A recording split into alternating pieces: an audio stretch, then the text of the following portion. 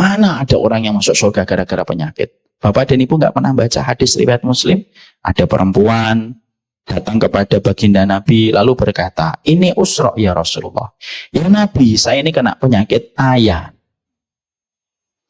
Ayan saya sering kambuh. Mau didoakan ya Nabi supaya saya itu disembuhkan sama Allah. Perhatikan jawaban baginda Nabi SAW. Aku akan memberikan kepada kamu dua. In syi'ti da'uti ayashfiyaki. Kalau kamu mau, saya doakan. Insya Allah kamu sembuh. Tapi kalau kamu mau, sabar. Bagimu surga. Lalu wanita itu berkata, saya memilih yang kedua ya Rasulullah. Selama sakit yang saya terima ini dengan kesabaran nanti membuahkan surga untukku. Insya Allah. Akhirnya beliau berpisah dengan Nabi. Baru beberapa langkah Pak, dia balik lagi. Tapi satu ya Rasulullah, aku minta. Apa lagi yang kamu minta? Ya Nabi, kalau penyakit ayanku lagi kambuh, kadang-kadang itu auratku tersingkap kemana-mana. Dan aku malu kalau auratku tersingkap. Masya Allah ya Pak, wanita mukminah dulu itu, kalau auratnya tersingkap ketika tidak sadar aja malu Pak. Selamat datang di channel Langkah Iman Istiqomah. Jangan lupa like, komen, dan subscribe. Dan semoga kita semua mendapatkan ilmu yang bermanfaat. Amin. Bapak dan Ibu yang semoga Allah rahmati, semoga Allah berkahi. Tentunya kita senantiasa berharap semoga kita menjadi penuntut ilmu, tidak hanya mendapatkan keluarga nasab yang mempertemukan kita dengan bapak dan ibu, paman dan bibi kita, tapi juga kita selalu berdoa, semoga teman-teman yang pernah kita bermain bersama mereka juga menjadi keluarga-keluarga kita, terutama ketika usia senja sudah menyapa kita. Tentunya kita paham, keluarga dalam iman itu terkadang lebih besar manfaatnya daripada keluarga di dalam nasab. Kadang-kadang banyak orang bertengkar di dalam keluarganya karena masalah-masalah yang berkaitan warisan dan mungkin masalah memori di masa kecil yang tidak terlalu baik. Tapi kalau kita memiliki keluarga dalam iman, keluarga yang selalu menasihati di dalam kebaikan, terkadang justru memberikan efek kebaikan untuk kita di usia senja, jauh lebih baik dan jauh lebih besar daripada keluarga nasab. Abu Bakar itu punya saudara, tapi kalau kita mendengar kata Abu Bakar, yang paling identik di pikiran kita kalau menyebut nama Abu Bakar, pasti kita terlintas itu adalah Umar bin Khattab. Padahal Umar bin Khattab bukan saudara nasabnya Abu Bakar, bukan kakak, bukan adik. Menunjukkan kepada kita, keluarga iman itu ternyata terkadang jauh lebih mahal daripada keluarga yang bertemu dalam urusan nasab dan darah kalau tidak saling mengingatkan di dalam kebaikan. Makanya inilah yang menjadikan kita sangat bersyukur. Sebagai penuntut ilmu, bapak-bapak sudah melewati ribuan purnama. Dari angkatan 81 ya. Angkatan 88. Iya. Kelihatannya langsung pada protes semuanya. Langsung pada bangun dari tidurnya. Angkatan 88, Masya Allah ya. Angkatan 88 ternyata sudah SMA. Padahal saya 88 itu mungkin masih kelas 1 SD. Alhamdulillah saya juga bersyukur betul ketemunya itu sekarang ketika kita di Bekasi tahun 2023. Kalau kita ketemunya tahun 89, mungkin bapak-bapak jitakin saya ketika di pinggir jalan. Tapi saya bersyukur sekali memiliki pertemanan dan persahabatan dari bangku kuliah atau bangku SMA tahun 88 dan bertahan sampai tahun 2023. Kalau bukan Allah yang mempersaudarakan, tidak mungkin itu masih terjadi dan masih terjalin. Banyak sebab yang bisa menjadikan bapak berpisah, banyak sebab yang bisa menjadikan bapak saling bermusuhan, dan banyak sebab yang saling bisa menjadikan bapak bertikai. Tapi ternyata bapak dan ibu selalu memiliki alasan lebih banyak untuk senantiasa bersaudara. Itulah pentingnya kita Pak. Kita ini kalau sesama muslim selalu memiliki 1000 alasan untuk berpisah. Tapi kita sebagai muslim harus memiliki 1001 alasan untuk terus bersama. Walaupun kita punya ratusan alasan untuk berpisah. Karena semangatnya kitabullah adalah semangatnya mempersaudarakan, semangatnya sunnah itu adalah mempersaudarakan. Supaya kita senantiasa bukan hanya menikmati sholat, bukan hanya menikmati tawaf, tapi menikmati persaudaraan. Kalau bukan karena Allah, persaudaraan itu tidak akan pernah terjadi. Semoga tahun-tahun politik juga tidak menjadikan kita bertikai. Grup boleh panas, tetapi kepala dan hati tetap dingin. Siapapun pilihan kita harus dipilih dengan hasil istikharah kita kepada Allah karena menentukan masa bangsa. Tapi ketika kita berhadapan dengan orang yang terkadang pilihannya tidak sama dengan kita, saya berharap sekali semoga suasana politik ini tidak menjadikan kita subur untuk saling memusuhi. Siapapun Pak Presiden yang Bapak pilih nanti, yang menyolati Bapak, insya Allah bukan capresnya. Tetapi yang menyolati kita itu adalah teman-teman SMA kita, teman SMP kita, sahabat kita, tetangga kita. Janganlah capres menjadikan kita berpecah. Padahal kalau kita mati, saya tidak yakin itu capres itu akan mengunjungi Bapak untuk menyolati Bapak. Tapi yang menyolati Bapak adalah teman-teman yang kenal dengan Bapak. Makanya inilah yang menjadikan kita, kalaupun tahun politik, namanya persaudaraan itu tidak terpengaruh dengan tahun politik. Dan semoga kalaupun grup itu panas, kalau grup itu panas dengan berbagai macam komentar dan respon, mari sebelum kita menggunakan debat di dalam grup, kita harus tahu bahwasanya seorang muslim adalah memiliki hak untuk dicintai, walaupun terkadang bertemu dengan pilihan yang berbeda. Hari ini Pak, jujur saya mengatakan narasi permusuhan dan pertikaian itu sudah luar biasa. Terutama dalam konteks agama juga. Kita mendapati dalam konteks agama pun sama dengan konteks politik. Di dalam konteks agama itu kita mendapati setidaknya ada dua kubu besar kalau kita melihat pada konteks agama. Satu kelompok besar yang suka gampang membid'ahkan dan suka gampang untuk menyesatkan. Sehingga akhirnya perbedaan-perbedaan ijtihad di antara para ulama pun disikapi dengan kata sesat. Sebagian besar yang lainnya pun sama Pak. Gampang sekali untuk mengatakan kalimat wahabi, wahabi, wahabi kepada setiap orang yang berbeda pendapatnya dengan pendapat mereka. Kalau kita terus-terusan menyuburkan narasi permusuhan yang semacam ini, yang satu gampang mengatakan kafir dan sesat, yang satu gampang mengatakan wahabi, maka tidak akan pernah ada kata endingnya dan tidak ada kata finishnya Pak. Dan yang kita wariskan nanti kepada anak cucu kita itu adalah permusuhan Pak. Dan mari kita bayangkan, kalau sunnah saja tidak bisa mempersaudarakan kita, kalau agama Allah tidak bisa mempersaudarakan kita, terus apa yang tersisa yang bisa menyamakan kita dan mempersaudarakan kita, kalau itu bukan Allah dan Rasulnya? Semoga kita tetap saling bersaudara. Semoga tidak ada narasi pertikaian dan tidak ada narasi permusuhan. Angkatan 88 SMA 31 Jakarta. Karena sesungguhnya persaudaraan semacam inilah yang kelak tanpa kita sadari bisa memberi syafaat di hadapan Allah. Kalau ada di antara kita yang meninggal Pak, saya tidak tahu ya. Mungkin Bapak duluan atau saya yang agak akhiran gitu ya. Tapi kalau misalkan ada di antara Bapak yang meninggal dunia, Ibu meninggal dunia, lalu teman SMA-nya ikut mensolati, lalu ingat kebaikan kita, lalu kita mengatakan, dia laki-laki baik ya Allah. Bukankah Rasulullah mengatakan, antum syuhada'ullahi fil ardi, manusia yang mempersaksikan testimoni tentang saudaranya yang meninggal dunia, itu sebenarnya adalah saksi Allah di atas muka bumi. Dan itulah yang semangatnya kita harus suburkan. Kenapa kita disuruh baik sama tetangga? Kenapa kita disuruh baik sama teman? Kenapa kita disuruh ngomong yang baik kalau tidak bisa diam? Kenapa kita disuruh untuk tidak suudon kepada saudara kita? Kalau Bapak perhatikan setiap dalil sunnah tentang perintah itu, maka sesungguhnya message-nya itu satu, supaya kita tidak melukai dan supaya kita bisa menikmati persaudaraan di antara sesama muslim. Itulah yang kita harapkan. Saya masih ingat sekali Pak, dulu ketika saya kecil, ada yang dinamakan dengan kelompok MD dan kelompok NU.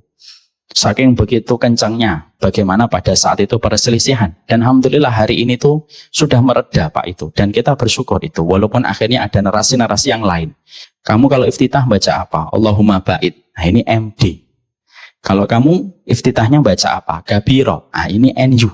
Yaitu NU. Kamu kalau subuh kunut atau tidak kunut? Saya tidak kunut, MD. Kalau kamu, saya kunut, NU Pak. Bahkan sampai pemateri saja terkadang itu dikenali dengan tata cara dia closing di dalam materi kajiannya. Kalau beliau menyebut wallahul muwaffiq ila aqwamit thoriq, NU. Kayak tadi Bapak, wallahul muwaffiq ila aqwamit thoriq. Tapi kalau ada pemateri yang menutupnya dengan wallahu a'lam bishawab, itu biasanya langsung komentarnya para jamaah, ini MD. Makanya ada ustadz tidak mau dikenali apakah dia MD atau NU. Dia menggabung wallahul muwaffiq ila aqwamit thoriq, wallahu a'lam bishawab. Muridnya pada bingung ini NU atau MD. Tapi itu sudah kita lewati, Pak. Betul atau tidak, Pak? Kita sudah lewati itu dan alhamdulillah sekarang kita mendapati bahwasanya barrier antara NU dan Muhammadiyah sudah tidak lagi terpolarisasi. Makanya semoga itu menjadi sebuah pelajaran besar untuk kita. Kalau itu pernah kita lewati, maka semoga tahun-tahun politik pun sama kita akan lewati. Kita pun akan melewati berbagai macam pilihan istihad kita. Selama apa yang kita pilih adalah sesuai dengan kitabullah dan sunnah. Dan siapapun yang dipilih oleh saudara kita sesuai dengan kitabullah dan sunnah, mereka itu saudara kita. Kecuali yang betul-betul menyimpang dari kitabullah dan sunnah. Saya berdoa untuk bapak-bapak yang ada di depan saya dengan usia yang tidak lagi junior. Dengan usia senior yang sudah ada, semoga bapak-bapak bukan hanya mendapatkan cucu, bukan mendapatkan hanya menantu, tapi inilah teman-teman dan sahabat yang Allah kirimkan, dan semoga teman-teman inilah yang nanti akan kelak begitu tulus mensolati kita, mendoakan kita ketika kita meninggal dunia, dan itu harganya mahal sekali. Saya kalau melihat ini jumlahnya lebih dari 40. Padahal kita paham, siapapun seorang muslim, shalla alaihi arba'una rajulan la yusyrikuna billah illa syafa'ahumullah.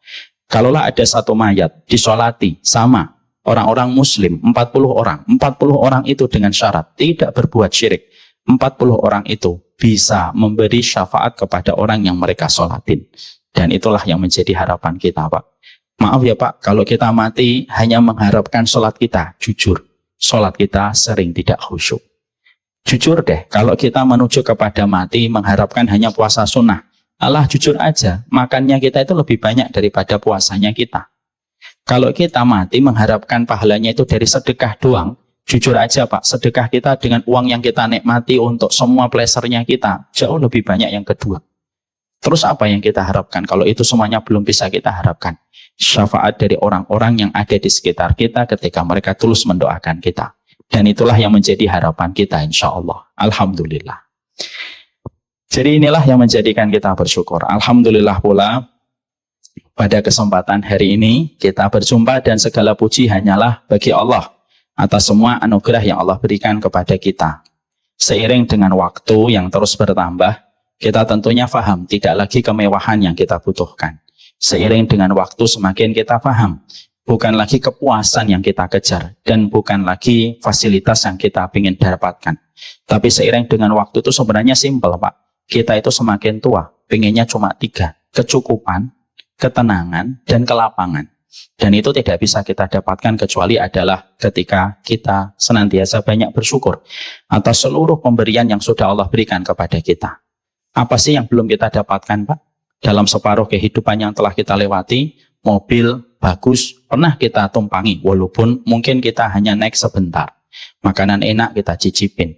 Semua kenikmatan kita bersama keluarga sudah Allah berikan kepada kita. Tidak ada yang kita harapkan kecuali adalah kecukupan, kelapangan, dan kita mendapatkan ketenangan di dalam kehidupan kita. Dan itu tidak bisa kita peroleh kecuali adalah dengan kita banyak bersyukur. Syukur Pak akan memangkas penyakit besar dalam kehidupan di masa tua, yaitu adalah penyakit yang tidak pernah puas.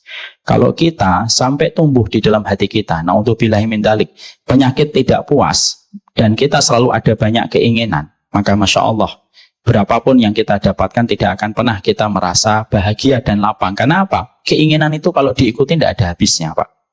Ada nggak Pak orang yang lewatin angka 80 masih ingin bernafsu untuk menjadi penguasa? Ada. Ada tidak orang yang di atas 70 tahun masih bernafsu untuk terus menambah rekening dan menambah rekening? Banyak Pak. Itu mulainya dari sebuah keinginan yang tidak ada putusnya. Gimana saya meredam rasa keinginan yang tidak ada putusnya Ustaz? Simple kata para ulama. Beri makna kesyukuran pada setiap apapun yang telah kita lewati dan apapun yang telah kita dapatkan. Semoga kita di masa-masa tua kita semakin mampu kita bersyukur kepada Allah.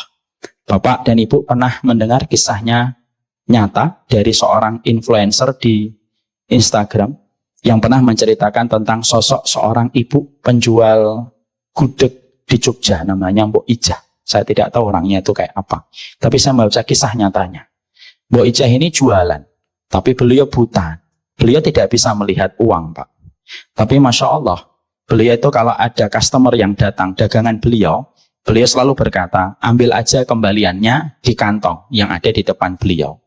ada yang ngambil kembalian, ada yang banyak tidak tega dan memberikan lebih kepada Mbok Ijah. Kalau sudah selesai dagang, Pak, Masya Allah ya, saya kagum sekali dengan kisah ini. Mbok Ijah itu berkata, berapa uang yang kita dapat? Kadang cucunya itu yang menjemput beliau, kadang mengatakan 200 mbah, kadang 300 mbah, kadang 100 mbah. Lalu beliau ditanya, kenapa kok bisa beda-beda setiap harinya? Karena uang yang dikasih ke saya itu beda-beda. Ada yang ngasih 100, ada yang ngasih 50, dan orang itu beda-beda, Pak. Maka Mbok Ijah itu kalau dia mendapati, ternyata yang didapatkan itu 100.000, 200.000. Dia ngomong kepada cucunya, Nang, aku njupuk 50 ai, sisane lebokno ke kas masjid. Saya ngambil 50 aja, Nak, sisanya kasih ke masjid. Dan itu yang dilakukan oleh beliau. Customernya yang mencatat kisah nyata ini bertanya sama beliau, kenapa Mbak Ijah? Kenapa Mbok Ijah hanya ngambil 50, Mbok? Gitu. Maka dijawab sama beliau, karena kebutuhan saya selama 1 hari ya cuma 50.000. Saya ingin bangun sesuatu nanti kalau saya mati. Saya tidak tahu apakah Mbok Ijah ini sudah wafat ataukah tidak. Kisah ini cukup viral tahun 2018-2019. Tapi kisah Mbok Ijah itu menghidupkan hati kita, Pak. Kadang-kadang semakin tua, banyak orang yang disiksa oleh Allah di masa tua. Apa siksanya? Rasa keinginan yang tidak ada putusnya. Itu siksa, Pak. Tapi banyak orang ketika di masa tua, Allah turunkan rahmat untuknya. Allah jadikan dia berkecukupan, Allah jadikan dia tidak lagi bernafsu, terlalu berlebihan dan terlalu besar. Dan itulah yang menjadi sumber ketenangan dan kelapangan dalam kehidupan kita. Mungkin Mbok Ijah tamatan SD, mungkin Mbok Ijah itu bukan tamatan pondok pesantren, tapi Mbok Ijah itu memberi pelajaran penting kepada kita. Allah itu kalau senang kepada manusia, kata Allah lewat lisan Rasulullah, wa ruziqa kafafan. Kami akan berikan kepadanya rezeki itu kecukupan. Dan cukup itu melebihi apapun. Dari seluruh perniagaan dan profit yang dimiliki oleh miliarder di atas muka bumi ini. Kenapa yang korupsi itu orang kaya, Pak? Karena yang kaya belum tentu cukup. Kenapa banyak yang miskin tetapi bersahaja? Karena yang miskin belum tentu kurang. Ya, karena sesungguhnya itu kecukupan itu hak prerogatifnya Allah, Pak. Dan hanya Allah berikan kepada hamba yang betul-betul mencari kecukupan itu. Mana Ustadz dalilnya kalau kecukupan itu hak prerogatifnya Allah, Ustadz? Loh, kita apa nggak baca surat At-Tolak ayat yang keempat? Wa may yatawakkal 'alallah fahuwa hasbuh. Allah itu kalau mendapati seorang manusia sudah nyandarno, nyalehno. Tahu nyalehno, Pak? Yaitu bersandar dia sama Allah. Fahuwa hasbuh, maka ya Allah yang mencukupinya. Dan itulah harga mahal dari sebuah harga kecukupan, dan itu dimulai dari kita, Pak.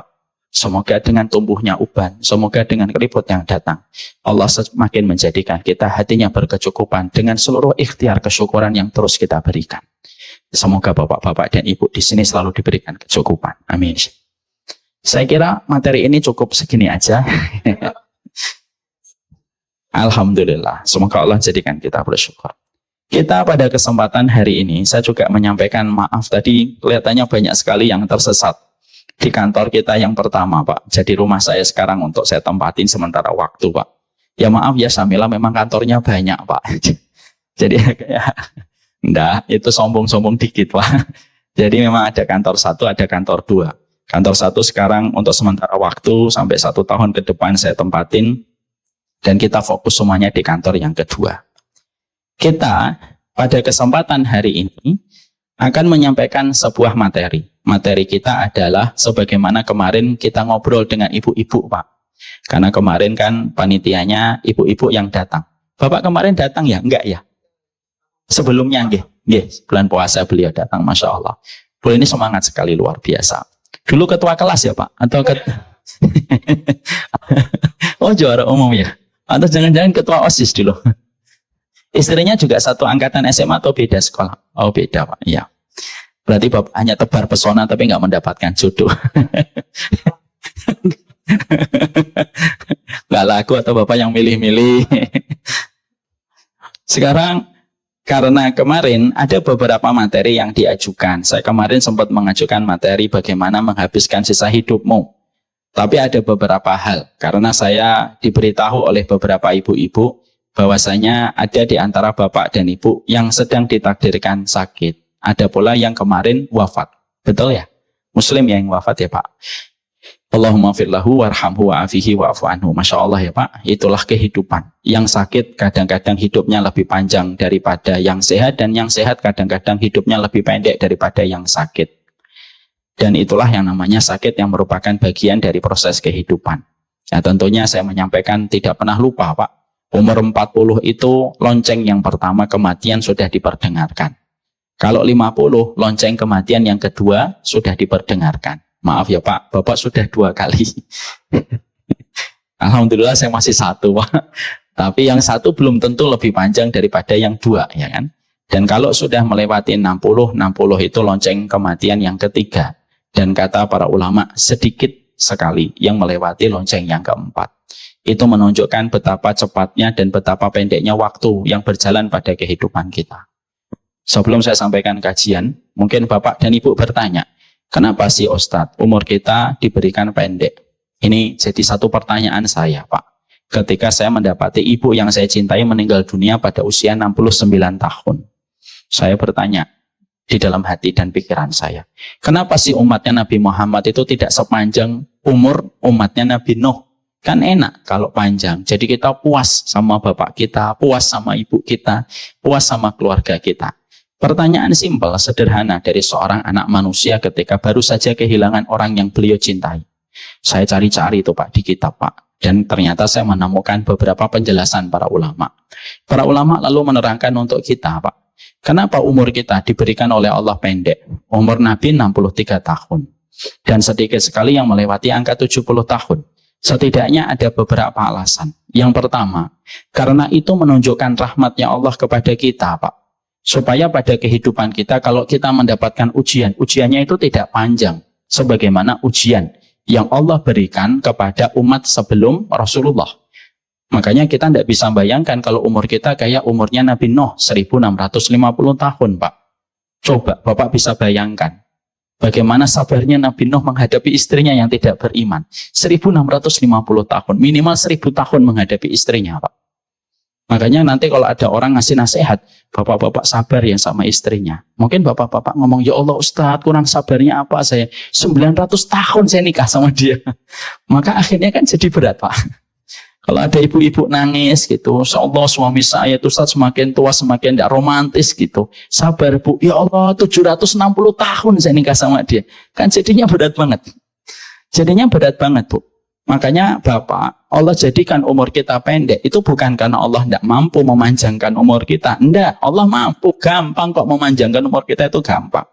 Tapi karena Allah itu mencintai umur umatnya Nabi Muhammad, kita ini dicintai Allah karena ada Nabi Muhammadnya Pak. Makanya akhirnya dijadikan pendek. Supaya kalau sakit, sakitnya nggak terlalu lama. Kalaupun beribadah, beribadahnya itu nggak lama. Tapi balasannya sama dengan umat sebelum Nabi Muhammad. Itu kan enak Pak. Ada yang harus lari 1000 putaran untuk mendapatkan surga. Ada yang berlari cukup 6 kali putaran tapi sudah mendapatkan surga. Kan kita lebih memilih 6 putaran tapi mendapatkan hadiah dan piagam yang sama. Daripada harus lari 1000 putaran, 1000 tahun untuk mendapatkan piagam. Maka itulah yang menjadikan kita paham. Kenapa umur kita tidak dijadikan panjang oleh Allah? Karena Allah itu sayang kepada kita. Makanya Pak, kalau ada orang sakit misalkan, na'udzubillahi min dzalik, nasallallahu alaihi dia kena kanker. Coba kalau 1000 tahun Pak kita hidup, sakit berapa tahun Bu? 900 tahun Ustaz. Rasanya kan, ya Allah berat banget 900 tahun itu harus sakit. Makanya Allah jadikan pendek. Yang kedua, kenapa Allah jadikan umur kita itu pendek? Supaya cepat kita selesai dari segala urusan-urusan yang ada di dunia, supaya cepat lepas dari penjara dunia, Pak. Supaya kita menuju kepada lapangnya kehidupan barzah dan lapangnya kehidupan akhirat. Maka itulah yang menjadikan kita paham. Kenapa kita itu ditakdirkan oleh Allah berusia pendek. Tidak sebagaimana umur umat sebelum Nabi Muhammad yang mereka itu panjang-panjang. Sayangnya Allah kepada kita. Yang kedua, supaya kita cepat lepas dari penjara yang bernama dunia. Oh, dunia itu penjara kok pengennya lama. Orang itu biasanya kalau pulang itu kan biasanya senang Pak. Coba Pak, ingat nggak waktu SD? Sekian puluh tahun yang lalu ketika Bapak SD, Ya saya masih belum lahir gitu ya. Kalau kita SD itu kan kita punya kebiasaan yang sama, Pak. Kalau tiba-tiba kakak kelas kita sudah berbisik-bisik, hari ini pulang pagi karena ada rapat. Senang atau tidak senang? Senang, Pak. Mau pulang kok, itu tuh pulang itu fitrahnya senang. Makanya kalau kita dipanggil oleh Allah pulang, ya senang mau pulang kok. Nah, kapan kita biasanya pulang dari sekolah itu nggak senang? Ya kalau kita punya pacar di SD. Ya kan? Waduh, pulang pagi. Padahal belum cukup saya melihat dia hari ini. Itu biasanya akhirnya nggak senang pulang, Pak. Atau memang di rumahnya sering dimarahin. Akhirnya apa? Lebih betah di sekolah. Tapi kalau fitrahnya baik-baik aja, pulang itu senang, Pak. Harusnya kita juga menata. Kalau saya nggak senang pulang, berarti ada apa ini dengan saya? Jangan-jangan saya ini cinta sama dunia sampai saya benci pulang. Pulang itu fitrahnya senang, Pak. Dan mari kita menyambut pulang itu dengan rasa senang. Siapapun yang senang ketika wafat, karena dia tahu akan berjumpa dengan Allah. Kata Nabi, man ahabba liqa Allah, ahabba liqa'ah. Siapapun yang senang berjumpa dengan Allah ketika dia harus melewati kematian, Allah lebih senang untuk ketemu dengan dia. Tapi siapapun yang benci ketemu Allah, dia benci karena melihat kematian, Allah lebih benci berjumpa dengan dia.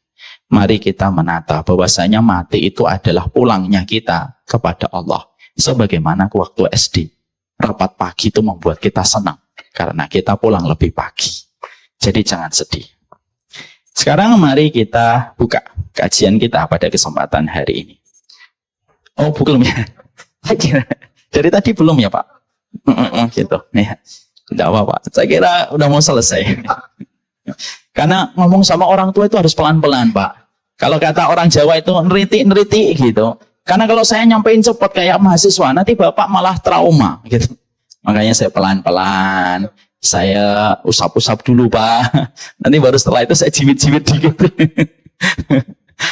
Kita pada kesempatan hari ini sebagaimana amanah yang disepakati dengan ibu-ibu yang kemarin datang pada kesempatan hari Ahad kalau tidak salah, kita akan membicarakan tentang sebuah tema, yaitu berkaitan tentang manajemen sakit.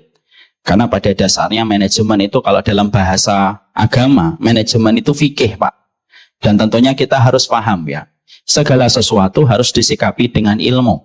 Karena sesungguhnya banyak perkara di dalam kehidupan ini, titik blind spotnya itu banyak, Pak. Dan kalau bukan dengan ilmu, tentunya kita akan sering jatuh, terperosok kepada titik blind spotnya kita, gara-gara kita tidak punya ilmu. Kita tentunya paham, kita kalau beli mobil bekas, tapi kita tidak ngerti ilmunya tentang mobil bekas, biasanya kita akan tertipu. Itulah akibat pahitnya kehidupan apabila kita tidak mempelajari ilmu yang bisa menghindarkan kita dari berbagai macam kerusakan yang kita temukan kalau kita tidak mempelajari ilmunya. Sekali lagi, ilmu itu memberikan pencerahan kepada setiap titik blind spot pada kehidupan kita. Saya tidak pernah bosan menyampaikan begini, Pak. Bapak tentunya pasti kenal dengan Mike Tyson. Mike Tyson ini kan juara kelas berat. Yang kita tahu dari Mike Tyson itu adalah, Mike Tyson itu ada seorang pelatih yang setia membersamai seorang Mike Tyson. Saya masih ingat, yaitu pelatihnya. Karena saya kan tahun 90-an ya, baru senang-senangnya juga ngelihat tinju sama bapak saat itu. Ada pelatih Mike Tyson yang sangat berperan dan berjasa di dalam karir bertinjunya dan bertandingnya Mike Tyson. Nama pelatihnya itu Di Amato. Di Amato itu umurnya pada saat ketika Mike Tyson itu jaya tahun 90-an, Di Amato itu sudah hampir 70 tahun. Orangnya tua, renta, pakai kacamata. Tapi selalu dengan kehadiran Di Amato itu memberikan kemenangan demi kemenangan untuk Mike Tyson. Kenapa, Pak? Simple.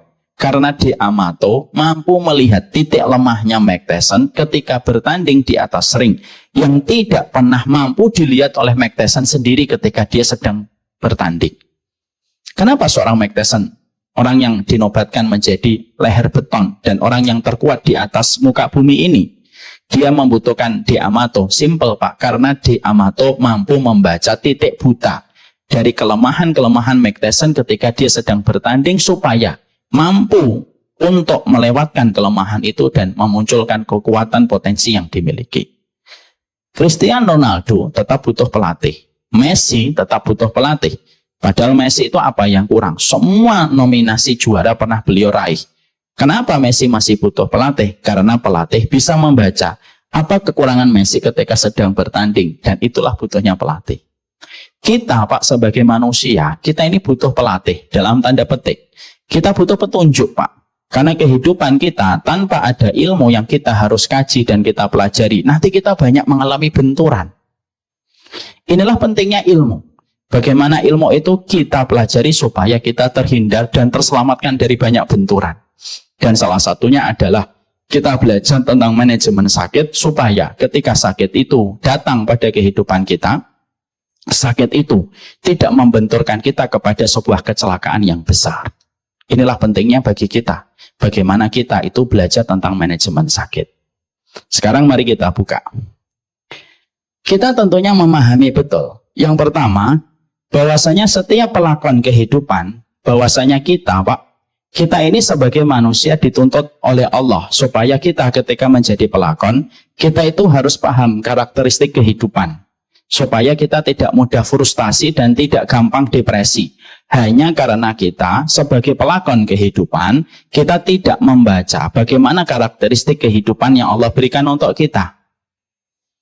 Kapan pemain sinetron itu mereka depresi? Kalau tidak membaca skrip, Pak. Akhirnya setiap dia memerankan, disalahkan terus sama sutradaranya, dia tidak paham ritmenya ketika dia syuting dan akhirnya dia stres sendiri. Yang membuat stres, dia, bukan timnya. Karena dia tidak mau membaca skrip dan tidak membaca tugas yang harusnya dia lakukan ketika dia memerankan satu peran di satu sinetron. Kita pun sama. Kita sebagai manusia itu harus paham bahwasanya kehidupan kita itu ada karakteristiknya, ada warnanya, Pak. Yang mana setiap dari manusia, siapapun dia, pasti akan menemukan warna-warna yang ada pada kehidupan. Supaya betul-betul kita jangan sampai kaget. Kalau di antara kehidupan kita, tiba-tiba nanti kita dipertemukan dengan satu warna yang tidak pernah kita duga, tapi tanpa kita sadari, warna itu sudah ada dan sudah diterangkan Allah ketika menerangkan sifat kehidupan. Makanya kita mendapati, Pak, para ulama itu mengatakan, sifat kehidupan itu ada 8. Sifat kehidupan itu ada 8. Di mana para ulama itu mengatakan, samaniyatun alal mar'i tajri daiman, fala budda lil mar'i ayulakiya samaniya. Ada 8 warna yang selalu berputar pada kehidupan dan tidaklah kehidupan selalu berjumpa dengan 8 warna ini. Kamu presiden, kamu wakil presiden, kamu pebisnis, kamu pedagang, semuanya. Semua itu pasti mendapatkan 8 warna kehidupan yang pasti dia temukan. Bahkan kamu guru, tidak guru, ustadz, tidak ustadz, nabi, ataupun tidak nabi, pun pasti akan berjumpa dengan 8 warna kehidupan yang sejatinya pasti kita temukan selama kita masih menghirup nafas di panggung bernama dunia. 8 sifat itu apa? Supaya kita tidak kaget. 8 warna itu atau 8 karakteristik itu adalah 1. Kita akan menemukan yang namanya ijtima'un wa furqatun. Yang pertama dan yang kedua, kita pasti akan menemukan pertemuan dan perpisahan, Pak. Itulah warna kehidupan yang tidak bisa kita tepis, Pak. Kita secinta apapun sama siapapun, kita pasti berpisah, Pak. Karena kita sudah bertemu. Karena suratan dalam setiap pertemuan itu selalu melahirkan konsekuensi perpisahan. Kamu cinta sekali sama ibumu, kamu harus siap. Pertemuan itu akan berjumpa dengan perpisahan. Hari ini kamu merasakan hangat tangan ibumu yang kamu peluk. Satu waktu kamu akan merasakan tangan itu menjadi kaku. Dan kamu harus menaburkan tanah di atas jasad ibumu. Karena kehidupan itu cuma 2. Kalau bukan kamu yang menaburkan tanah, kamu yang ditaburi tanah sama orang yang kamu cintai. Dan itu merupakan bagian dari warna yang tidak bisa kita nafikan dan tidak bisa kita dustakan. Inilah, Pak, pertemuan dan perpisahan. Biasanya kalau bertemu, condongnya itu gembira. Tapi kalau pisah, itu rasanya begitu berat. Tapi itu merupakan konsekuensi dalam kehidupan. Istima'un wa furqatun. Yang ketiga dan yang keempat, kehidupan itu pasti akan mempertemukan kita dengan namanya sururun wa huznun. Kesenangan dan pasti berjumpa dengan kesedihan, Pak. Kita terkadang ketawa, terkadang kita merasakan kesedihan. Karena sesungguhnya itulah kehidupan. Kita tidak mungkin tertawa terus. Makanya Allah menyelipkan air, Pak. Ternyata indahnya air itu bukan hanya di kolam renang. Air itu bukan hanya di lautan. Air itu bukan hanya di danau dan mata air. Tapi Allah juga menyelipkan air di belakang mata kita. Kenapa Allah selipkan air di belakang mata kita? Karena Allah tahu manusia melewati guncangan kehidupan yang membuatnya bersedih. Dan sedih itu butuh ekspresi. Ekspresi kesedihan itu akan menjadi lega dengan tetesan air mata. Kenapa? Hidup pasti berjumpa dengan kesenangan dan kesedihan. Makanya terkadang kita ketawa, Pak. Dijadikan muka kita tidak kaku sebagaimana triplek. Kenapa? Ya karena kita ketawa. Tapi kadang kita juga menangis. Dan maaf, kadang kita tidak tahu batasan nangis dan sedih itu setipis apa. Kadang-kadang terjadi begitu cepat pada kehidupan kita. Ya, maka itu yang ketiga dan yang keempat. Yang kelima, yang keenam, kita mendapatkan kondisi yusrun wa usrun. Kita mendapatkan kondisi kehidupan itu yusrun, kadang-kadang dimudahkan, usrun, kadang-kadang itu disulitkan, Pak. Ada masanya kita gampang, ada masanya kita sulit, Pak. Ada masanya ketika kita senang sama orang, orang itu senang sama kita, lalu terjadi cepat pernikahan. Ada terkadang begitu sulit, kita ngelamar, orang ditolak-tolak. Kita ngelamar 3 wanita, yang nolak kita 5 orang, Pak. Karena ternyata yang 3 ini ngasih tahu temannya untuk tidak menerima lamaran kita juga. Tapi itu kehidupan. Yang ke-7 dan yang ke-8 kata para ulama, kadang-kadang kehidupan itu mempertemukan kita dengan yang namanya sehat dan sakit. Di mana Allah terkadang memberikan kepada kita sehat, mencicipi masakan apapun, ayo, sate kambing, ayo, sop kambing, mangga. Tapi terkadang Allah mempertemukan kita dengan rasa sakit. Di mana rasa sakit itu menjadikan kita tidak bisa menikmati sajian apapun pada kehidupan kita. Kalau kita paham, ternyata kehidupan itu memiliki 8 sifat warna yang pasti kita akan temukan, Pak. Kita harus paham. Ada tauhid di dalam kehidupan kita. Apa itu artinya tauhid dalam kehidupan kita? Kita tidak pernah tahu kapan datangnya 4 yang kita senangi dan kapan datangnya 4 yang tidak kita sukai. Karena 8 warna itu, ada 4 yang kita sukai, ada 4 yang tidak kita sukai. 4 yang kita sukai itu apa? Kita suka namanya pertemuan. Kita suka yang namanya kemudahan. Kita suka yang namanya kesehatan. Dan kita suka yang namanya kegembiraan. Tapi warna kehidupan tidak hanya apa yang kita sukai. Kehidupan itu juga berjumpa dengan 4 warna yang tidak kita sukai.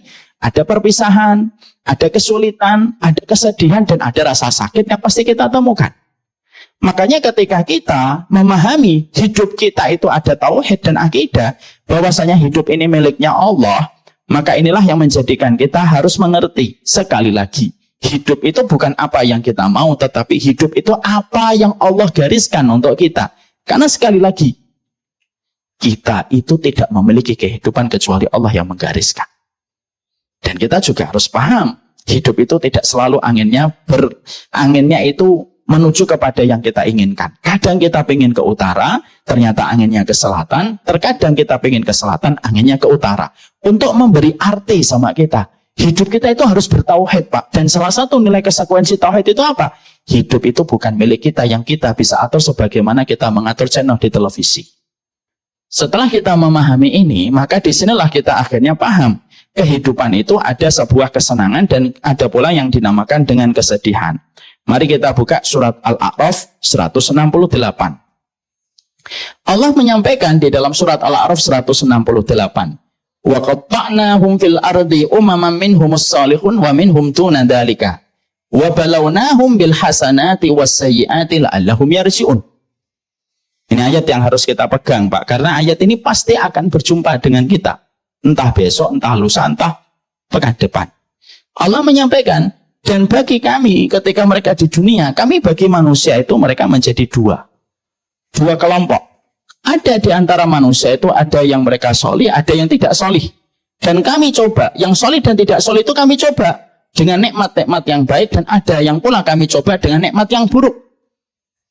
Kenapa dicoba dengan kenikmatan yang buruk? La'allahum yarji'un, supaya mereka kembali kepada Allah. Makanya akhirnya di situ kita menjumpai bahwasanya pada kehidupan ini selalu ada takdir-takdir yang tidak terduga. Di mana takdir yang tidak terduga itu terkadang membuat kita terhenyak, Pak. Kita kaget sekonyong-konyong ketika mendapatkan berita itu datang pada kehidupan manusia. Ada orang, perempuan, merasa sehat-sehat saja.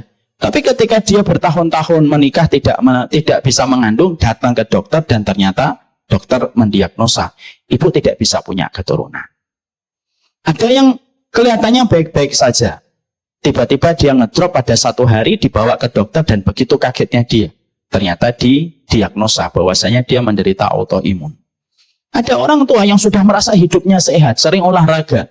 Tapi ketika pusing, dia datang ke dokter dan didiagnosa oleh dokter, Bapak terkena diabetes.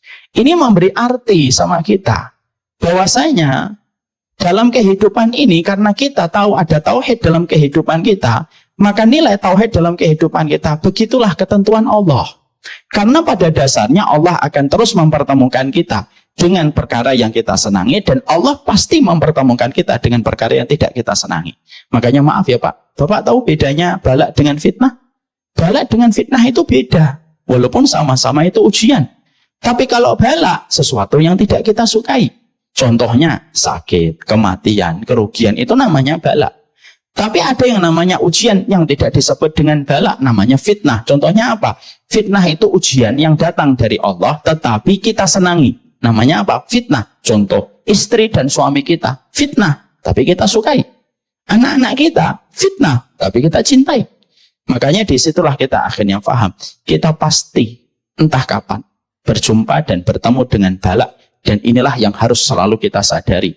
Walaupun kita tidak boleh untuk meminta kepada Allah supaya kita dihapuskan balak, tapi yang kita minta adalah supaya ketika balak itu datang, kita tahu bagaimana menyikapi balak itu terjadi dalam kehidupan kita.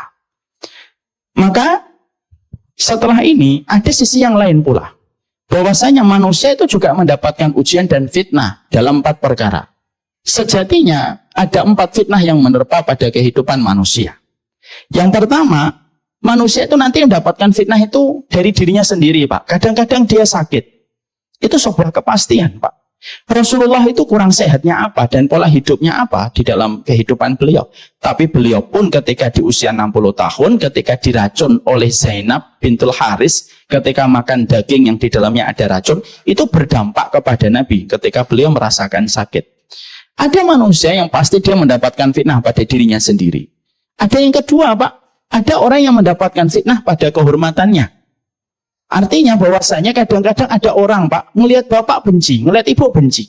Bahkan kadang-kadang tidak kenal saja, dari kejauhan mereka membenci bapak dan ibu, lalu menjatuhkan kehormatannya. Karena kita harus paham, tidak setiap orang yang berjumpa dengan kita, mengenal kita dari kejauhan, tidak semuanya itu memiliki hati yang ridho untuk kita. Tapi banyak di antara mereka manusia di sekitar kita, kadang senyum di depan kita, tetapi hatinya sedang mengasah pisau untuk menusuk kita. Kenapa? Kehormatan kita itu selalu ada yang menjadi ujian, Pak, ketika kehormatan kita itu dijatuhkan. Ada yang ketiga, orang mendapatkan fitnah pada hartanya. Bahwasanya terkadang hartanya lancar, kadang-kadang hartanya disulitkan sama Allah, fluktuatif, kadang mengalami turbulence ketika akhirnya turun, pernah mengalami masa jaya, kemudian turun, pernah titik di bawah, lalu naik kembali. Maka sesungguhnya itu merupakan fitnah pada harta. Makanya Abu Bakar termasuk salah satu di antara manusia yang mendapatkan ujian pada harta.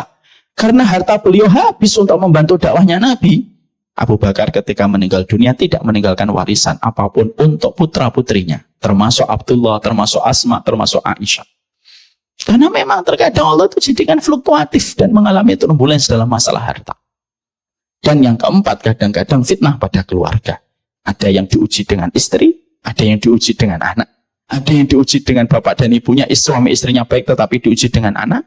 Kadang diuji dengan menantu, kadang diuji dengan mertua. Dan itu merupakan fitnah yang sejatinya pasti akan berjumpa dengan seluruh manusia.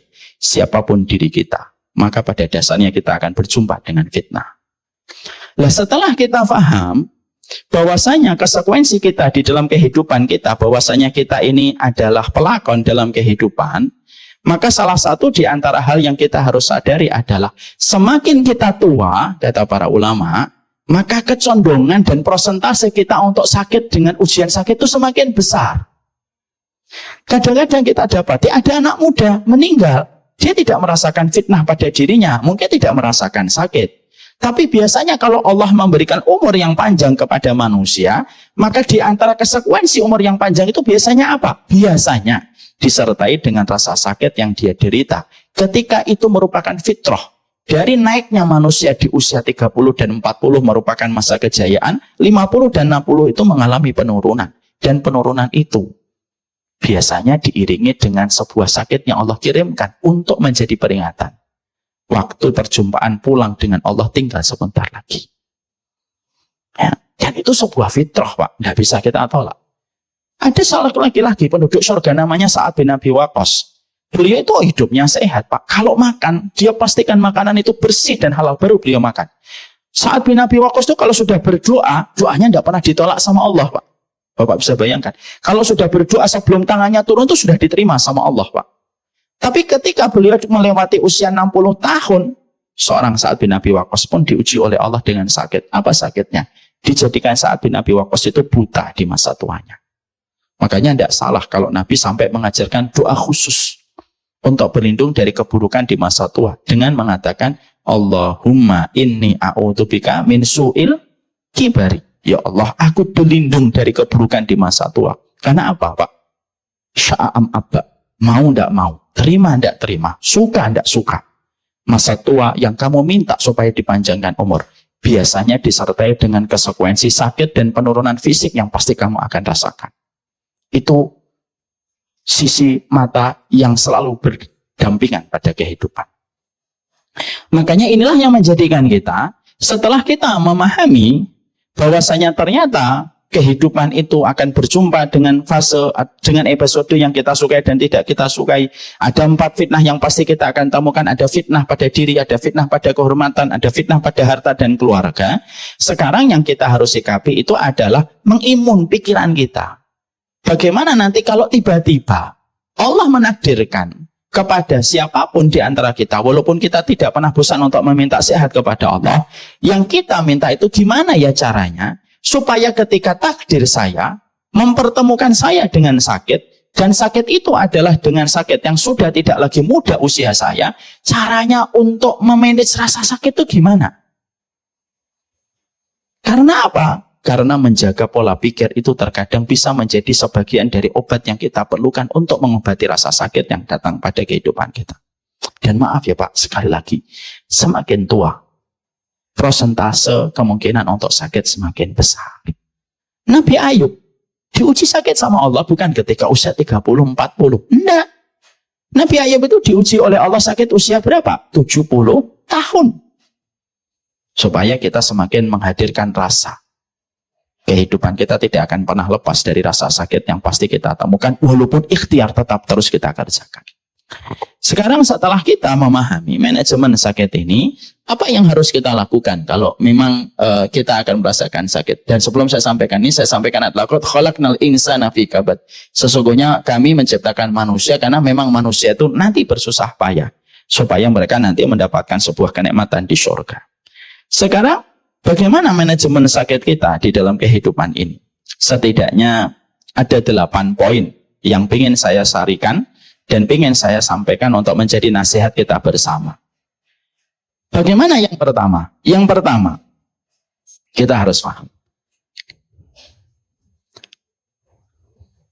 Yang pertama, ketika seseorang, Allah takdirkan mereka untuk merasakan sakit pada sesuatu yang tidak pernah mereka bayangkan dan tidak pernah mereka harapkan. Yang pertama adalah jangan berprasangka yang buruk bahwasanya sakit itu adalah azab.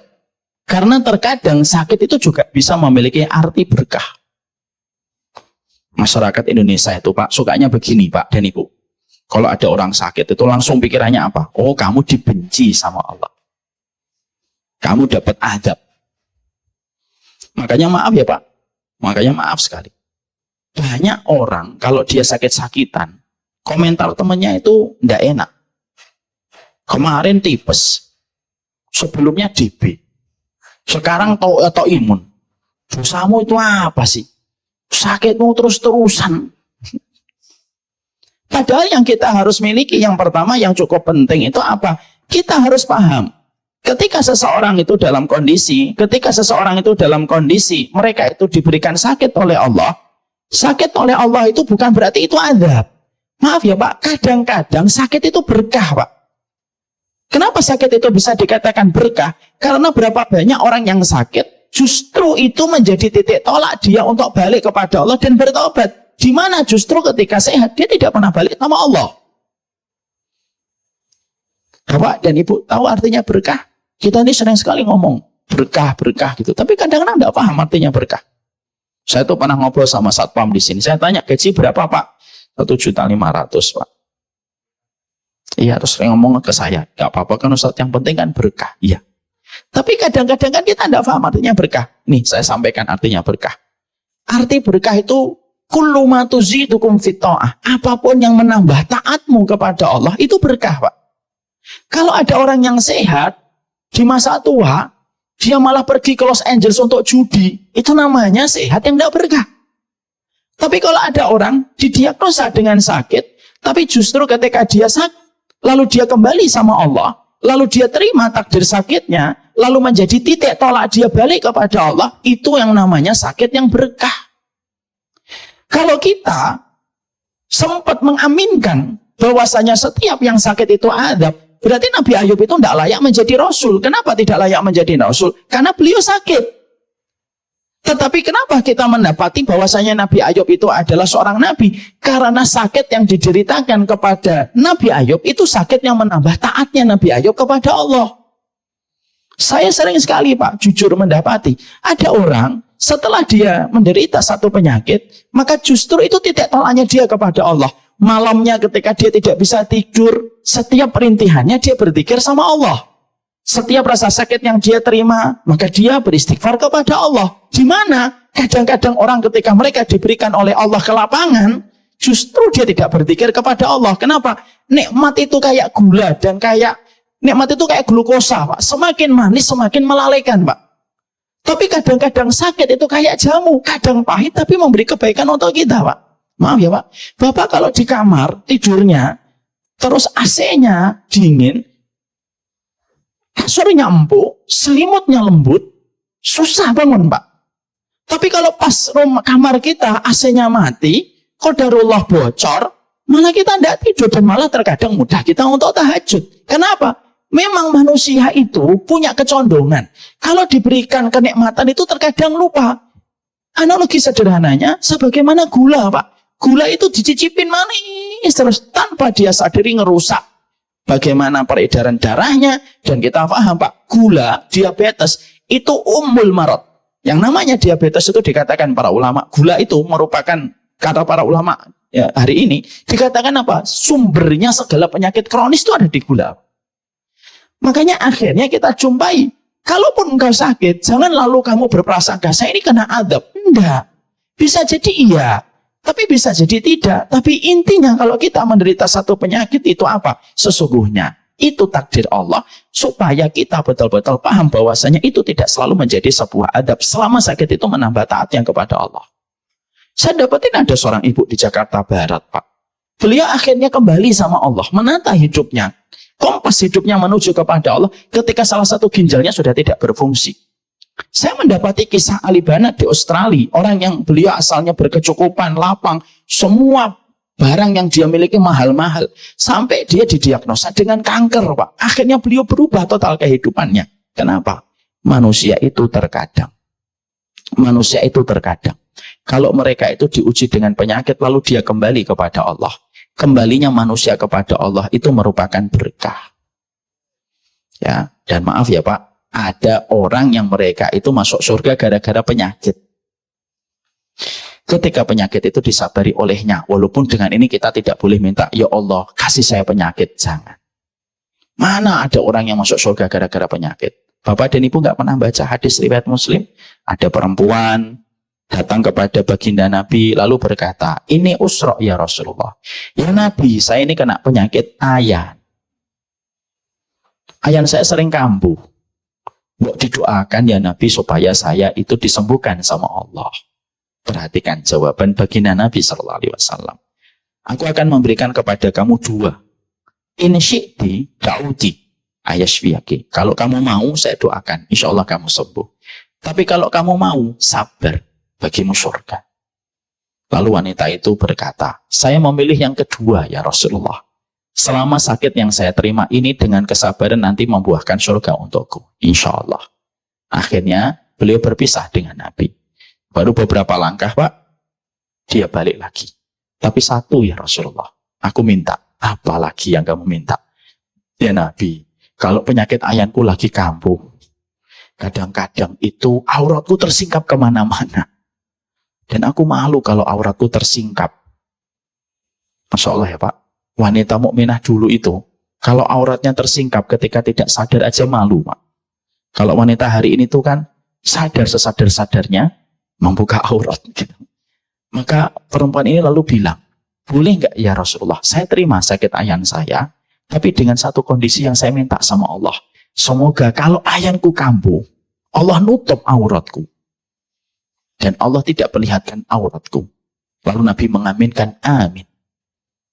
Wanita ini Pak, setelah kumpul dengan Nabi, setelah berjumpa dengan Nabi pulang, ayannya sering kambuh Pak. Yang ajaibnya, separah apapun kambuhnya, tidak pernah sama sekali kelihatan auratnya. Sampai beliau meninggal dunia, dan ketika meninggal dunia mendapatkan apa yang dijanjikan oleh Rasulullah, surga untuknya. Kita di situ Pak, tidak bisa kita mengatakan bahwasanya, kalau kamu sehat, berkah. Kalau kamu sakit, tidak berkah. Belum tentu. Makanya akhirnya yang harus dibangun pikiran pertama. Kalau ada orang yang mereka sedang sakit, maka beritahu kepadanya. Kalau sakit mau menambah taatmu kepada Allah, maka sesungguhnya sakit itu bisa jadi adalah merupakan bagian dari sebuah keberkahan. Dan ini merupakan sesuatu yang harus dibangun di dalam pola pikir orang yang mereka itu sakit. Ya, ini yang pertama. Makanya maaf ya Pak, manusia itu kalau memang dikasih nikmat terus Pak, nanti lama-lama lupa dan apa akhirnya? Dia benci mati Pak. Tapi kalau manusia diuji dengan berbagai macam ujian yang mengguncangkan, disitulah dia ingat kembali bahwasanya dia tidak jatuh cinta kepada dunia dan dia menanggapi kematian itu dengan lapang. Karena tahu kematian itu akan mempertemukan dengan nikmat yang besar. Sambilkan contoh sederhana. Ada orang gali sumur. Lalu bapak dan ibu di atas ngelemparin orang itu dengan uang 100.000. Yang gali sumur tiba-tiba menemukan uang 100.000 di ujung kakinya. Kira-kira apa yang dilakukan penggali sumur itu? Pasti langsung mengambil uang 100.000 masuk ke kantongnya. Lempar 100.000 lagi. Dia ngambil uangnya masuk ke kantongnya. Coba Pak, yang ketiga diganti. Yang kita lempar untuknya itu kerikil Pak. Kita arahkan itu ke kepalanya, kita paskan itu. Lempar agak kenceng Pak. Kena kepala, kelotak. Gitu. Kira-kira ngambil kerikil atau melihat ke atas Pak? Lihat ke atas. Siapa yang lempar saya? Manusia kada. Dilempari 100.000, 200.000, 300.000. Lupa ngelihat ke atas. Tapi sekali dikasih sakit, barulah jujur. Hatinya yang kecil dan rapuh berkata, ya Allah, kok tiba-tiba kanker ya Allah. Pada saat dia lirih mengucapkan, meminta tolong sama Allah, itu berarti merupakan bagian berkah. Allah mengundang dia supaya kembali kepadanya. Itu yang pertama Pak. Jadi mari kita bersihkan dulu pikiran kita yang jelek-jelek sama orang sakit itu. Sakit ini. Makanya dulu kamu nakal sih di SMA. Baru ngerasain kan akhirnya. Ya usah gitu. Saya dulu korban kenakalanmu gitu. Kamu punya geng sukanya dulu ngebully saya. Tidak usah gitu. Sekali lagi sakit itu tanda Allah supaya orang itu balik kepada Allah. Yang kedua, apa yang kita lakukan? Kalau kita mendapatkan bahwasannya sesungguhnya sakit itu kita harus dapatkan. Allah sejatinya ngirimkan gelombang kebaikan dengan terbahasnya dosa pada kehidupan dengan sakit yang diterima Pak. Orang kalau sakit itu sebenarnya Allah itu sedang mengirimkan mesin cuci Pak. Mesin cuci yang paling efektif untuk menghapuskan noktah dan noda yang ada pada dosa kita. Kenapa? Karena sakit itu Allah kirimkan di dunia supaya orang itu tidak perlu merasakan beratnya azab dalam kehidupan di akhirat ketika dosa itu paling efektif. Dihapuskan dengan dua hal Pak. Dosa itu efektif dengan dua hal Pak. Satu sedekah, dua itu sakit Pak. Makanya maaf ya Pak. Kenapa sedekah itu mencegah penyakit? Karena biasanya penyakit itu diturunkan untuk menghapuskan dosa. Lah kalau orangnya itu jarang sedekah, biasanya sakit yang Allah kirimkan. Paham korelasinya ini Pak? Makanya kan ada sebuah hadis, tadawau bis sedekah. Ada kan hadis riwayat Muslim. Berobatlah dengan sedekah. Kenapa zakat dan sedekah itu dijadikan dalam satu frame oleh hadis Nabi? Karena Allah itu kalau sayang sama manusia, supaya manusia itu tidak perlu mendapatkan goncangan adab di akhirat, naudzubillahi min dzalik, maka biasanya Allah itu kirimkan dua. Allah akan hapuskan dosa itu dengan dua. Kalau kamu rajin sedekah, Allah tahan penyakit. Kenapa? Karena sedekahmu sudah menghapuskan dosamu.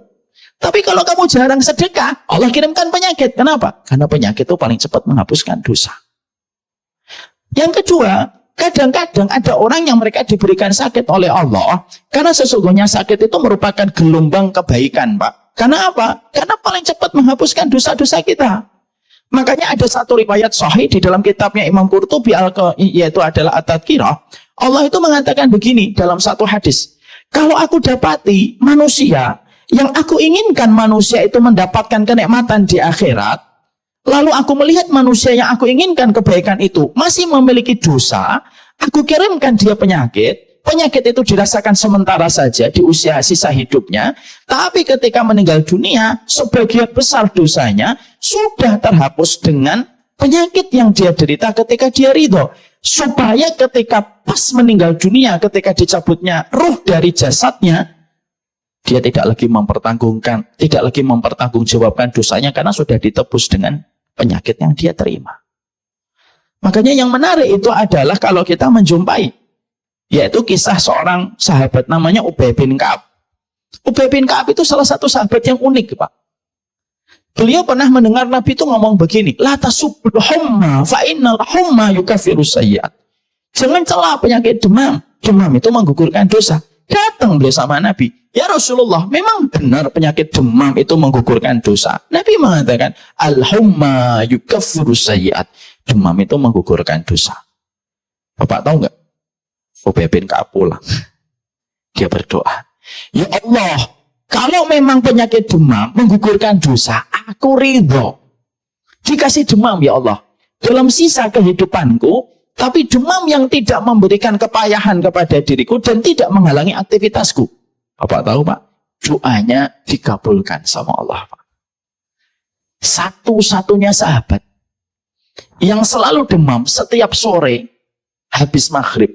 Dan demamnya cuma satu malam Pak. Nanti kalau pagi demamnya turun Pak. Beliau beraktivitas. Nanti kalau pulang ke rumah habis maghrib demam lagi beliau. Dan itu terjadi sama beliau sampai beliau meninggal dunia. Bapak tidak usah ikut-ikutan doa dengan doa itu. Minta sehat. Tapi itu pernah terjadi. Jadi akhirnya di situ kita menjumpai dan kita mendapatkan. Kenapa seorang Ubay bin Ka'ab beliau meminta kepada Allah supaya beliau diberikan oleh Allah demam? Karena beliau tahu bahwasanya penyakit itu merupakan surat cinta dari Allah untuk menggugurkan dosa. Makanya maaf ya Pak, kadang-kadang masyarakat kita, saya tambahi lagi, masyarakat kita tuh suka berkata begini, enak ya dia matinya nggak usah sakit, ya cegukan 3 kali meninggal gitu. Enak dia sakit batuk kering gitu, wafat, nggak kayak sono 4 tahun nggak mati-mati. Jangan gitu Pak. Imam Qurtubi melurusin pikiran kita. Bisa jadi orang yang sakit itu lebih mulia di sisi Allah. Kenapa? Karena dia menggugurkan dosanya selama 4 tahun. Dan bisa jadi yang ceguan tadi 3 kali belum sempat tergugurkan dosanya. Karena masyarakat kita kan suka mengambil kesimpulan kadang-kadang nggak pakai dalil. Wah, enak banget gitu. Senyum meninggal. Itu film, Mbak. Itu sinetron. Makanya akhirnya kita kembalikan kepada track keilmuan. Bisa jadi ada orang yang meninggal muda. Bisa jadi dia memang mendapatkan kebaikan di sisi Allah. Kita juga nggak tahu. Tapi jangan sampai kita underestimatekan orang yang sakit lama. Nih contoh nih. Udah 4 tahun nggak meninggal. Kencing di kasur. Di kasur. Tanpa kita sadari dia sedang menuju kepada kebaikan besar di sisi Allah. Ketika dia terima itu dengan ridho. Makanya maaf ya Pak. Saya tanya sama Bapak dan Ibu. Berobat itu wajib atau mubah? A. Wajib. B. Mubah. C. Mana saya tahu Ustaz? Mana? Siapa yang memilih A Pak? Yang milih A wajib? Nggak ada. Yang milih B. Mubah? 3. Yang milih C Pak? Sebagian besar nggak jawab. Ini benar, ini dulu lulusan SMA 31. Kok meragukan ini. Maka akhirnya kita paham. Hukum berobat itu para ulama beda-beda, Pak. Kalau Syafi'i mengatakan wajib, tapi sebagian ulama yang lain mengatakan mubah, Pak. Jadi kalau ada orang, lalu dia berkata ketika diajak ke dokter, ayo ke dokter. Enggak apa-apa, Mas. Biar aja saya sakit, saya nikmati supaya untuk mengganti dosa-dosa saya. Orang itu enggak salah di sebagian mata para ulama. Bapak enggak usah dalil nanti. Qul huwallahu ahad. Dalilnya enggak nyambung. Tapi tidak bisa kita paksakan hukum yang memang terjadi perbedaan para ulama. Ada orang yang mereka itu memang menikmati sakit, Pak. Loh, Ubay bin Ka'ab itu nikmatin sakit. Masya Allah. Jadi beliau minta demam. Ya. Jadi akhirnya menjadikan kita mengerti dan kita memahami betul bahwasanya ini yang kita harus mengerti. Bahwasanya yang kedua, Allah itu mengirimkan kepada manusia itu ketika sakit itu apa? Satu persatu dosa dan kemaksiatanmu dihapuskan oleh Allah. Makanya tadi, Pak, kenapa kok sakit identik dengan tua? Karena Allah ingin sebelum dia pulang bersih dengan rasa sakit itu. Walaupun maaf, mengembalikan tubuh kita dalam kondisi baik dan tidak sakit itu jauh lebih baik. Kalau memang kita bisa berikhtiar untuk pola hidup sehat. Itu yang kita harus mengerti juga. Yang kedua semacam itu. Tapi sekali lagi, meminta sakit itu haram kepada Allah. Kalau kita memang imannya di bawah di bawahnya para sahabat. Ubay bin Ka'ab yang tadi saya sampaikan. Karena nilai keimanan tinggi yang dimiliki oleh beliau. Ya, itu yang kedua. Yang ketiga, Pak, mari kita bedah. Yang ketiga, membayangkan betapa nikmatnya kelak di akhirat. Saya kan sudah sering menyampaikan kepada seluruh jamaah dan seluruh para penuntut ilmu. Manusia nanti, Bapak dan Ibu, ketika nanti di surga dibagi menjadi dua kelompok besar dan dua golongan besar. Ada yang namanya ahlul afiyah, ada yang namanya ahlul musibah. Saya kira lagi, Pak. Dalam riwayat Ibnu Majah, manusia nanti ketika di akhirat itu dibagi menjadi dua kelompok besar. Ada ahlul afiyah, ada ahlul musibah. Ahlul afiyah itu siapa, Ustaz? Yang jarang kena ujian dan tidak menderita banyak penyakit ketika di dunia. Itu namanya ahlul afiyah. Dari kata afiyah. Ada yang kedua yang disebut dengan ahlul musibah. Ahlul musibah itu siapa? Orang yang menderita penyakit. Walaupun dia sudah berikhtiar untuk sehat, tapi Allah menakdirkan beliau bertemu dengan penyakit. Ujiannya banyak. Musibahnya bertubi-tubi ujian yang dirasakan. Maka akhirnya ketika mereka semuanya sudah dikumpulkan oleh Allah di padang mahsyar, Allah bagi dua. Ahlul afiyah sini, ahlul musibah sini. Allah mengelompokkan manusia menjadi dua. Lalu Allah berfirman, Pak, kepada para malaikat. Para malaikatku, ini ahlul afiyah, ini ahlul musibah, yang dulunya sering sakit, banyak ujiannya bertubi-tubi, ini ahlul musibah. Lalu malaikat itu mendapatkan perintah langsung dari Allah. Hitung dan hisablah ahlul musibah ini, dosa-dosanya, lalu dikurangi dengan musibahnya, lalu laporkan kepadaku setelah ini. Para malaikat menghisab satu persatu. Para malaikat setelah selesai lapor langsung kepada Allah. Para malaikat berkata, "Fama baqiya minal dunubi illa qalila." Tidak ada yang tersisa dari dosa-dosa mereka, ya Allah, kecuali sedikit saja. Lalu Allah tanya, kemana sebagian besar dosa mereka? Sudah terhapuskan dengan sakit yang mereka terima dan musibah yang mereka jumpai. Allah lalu berfirman, "Utuhum salasan." Kasih mereka 3 untuk menggantikan rasa sakit yang aku timpakan untuk mereka ketika di dunia. 3 yang aku. Yang pertama, khairan. Yang kedua, afiat. Yang ketiga, manzilah. Saya ulang lagi kembali. Ada 3 yang aku timpakan yang aku balas untuk mereka. Khairan, afiat, dan manzilah. Khairan itu artinya apa? Berikan kepada mereka surga. Untuk mengganti setiap ujian yang aku timpakan untuk mereka ketika di dunia. Mereka mendapatkan surga. Yang kedua, afiat. Kasih mereka afiat. Apa itu artinya afiat? Kekuatan, Pak. Karena orang kalau sedang sakit itu kan diambil sebagian besar kekuatannya, Pak. Kayak saya pernah melihat ada satu tayangan di Instagram, ada seorang anak muda karena gara-gara tertusuk dengan sebuah bekas bambu gitu di pantai, yang asalnya luka kecil langsung akhirnya jadi borok di sebagian tubuhnya, Pak. Akhirnya tergeletak di atas tempat tidurnya, Pak. Kita itu tidak pernah tahu apa saja yang bisa menjadi sumber bala untuk kita, itu kita tidak tahu, Pak. Hidup kita dengan penyakit itu setipis kain sutra, Pak. Kadang kita tidur ada nyamuk nemplok dikit, jadi demam berdarah. Karena batasan kita dengan balak penyakit itu tipis sekali. Karena ketika orang sakit, diambil separuh lebih kekuatannya, kata Allah, aku ganti dengan kekuatan besar supaya mereka bisa menikmati kemanapun surga. Afiah. Selesai? Belum. Kasih lagi yang ketiga. Kasih mereka manzilah. Tempatnya tinggi di surga. Jangan yang biasa, loteng atau apartemen yang paling tinggi. Kasih tempat yang tinggi, Pak. Ketika mereka sudah dipindahkan ke surga di tempat yang tinggi, Ahlul Afiyah itu masih ketinggalan, Pak, belum dihisab. Ahlul Afiyah lalu melihat, ya Allah, setinggi inikah teman-teman kami yang dulu diuji dengan penyakit sekarang menempati tempatmu di surga, ya Allah. Lalu Ahlul Afiyah yang saat itu akan dihisab berkata, ya Allah, kalaulah kami tahu di balik setiap penyakit setinggi ini engkau akan meninggikan mereka di surga sekarang, tolong ya Allah, kami mencoba untuk menawar. Hidupkan kami lagi ya Allah. Kasih sakit kami. Potong-potong daging kami menjadi potongan daging-daging yang hidup. Tidak apa-apa kami kesakitan sebentar di dunia. Selama kami tahu di balik rasa sakit di dunia itu meninggikan derajatnya di dalam surga setinggi ini. Inilah, Pak, Masya Allah, Pak. Indahnya kalau kita itu punya kehidupan itu dua babak. Babak satu sama babak dua. Sakit masih ada harapan babak kedua, Pak.